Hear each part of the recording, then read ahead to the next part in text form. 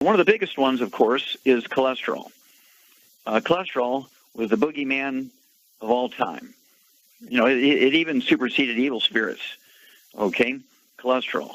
It was the cause of heart disease. It was the cause of strokes. And it turns out to be absolutely, positively not true.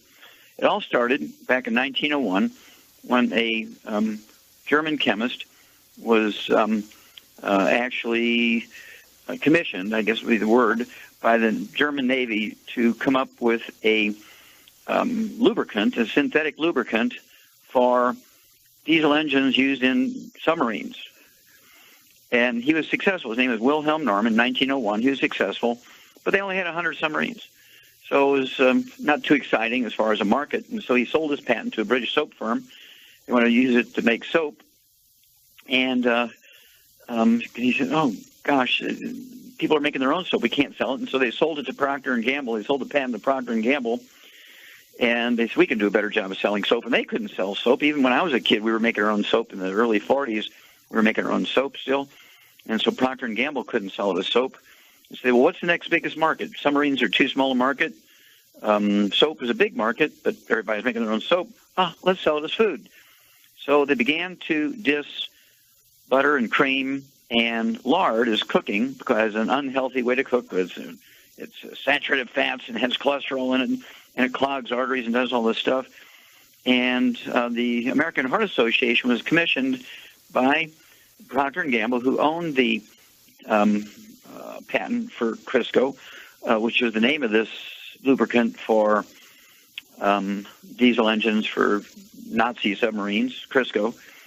And they sold it as a healthier way to cook than cream, butter, and lard, which people have been using for centuries.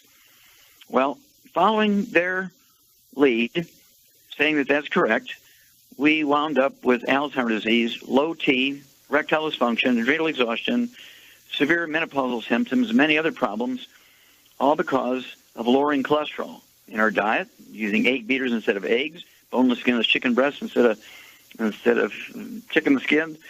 And the American Heart Association came out, like a bandit because they got their $1.7 million back in the, I think it was like 1914, about in there, which is a lot of money back then. It's a lot of money, but it was a lot of money back then, in exchange for an endorsement that CRISCO was a much healthier way to cook your food and eat than using butter and cream and lard. Well, I looked for 35 years to find a pivotal paper which showed that belief was correct, and you can't find it because it didn't exist. It was all an ad campaign to sell CRISCO. Okay, it was a two full-page story in the Wall Street Journal about 8 months ago.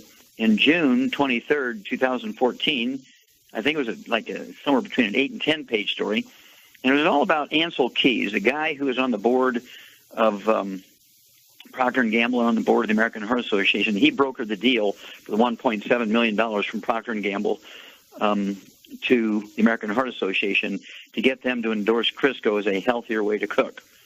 Well, they created Alzheimer's disease. Alzheimer's disease did not exist in 1944. Today it's number 4 killer of adults over the age of 65. Low T certainly didn't exist when I was a kid, and Grandpa didn't have to worry about low T and erectile dysfunction. Menopausal symptoms, Grandma used to go through menopause in 3 seconds in their 70s because they were still cycling and having babies in their 60s. Okay. Adrenal exhaustion is very, very common today, where before, you have to appreciate testosterone, estrogen, progesterone, and adrenal hormones are all steroid hormones, which are 95% by weight cholesterol.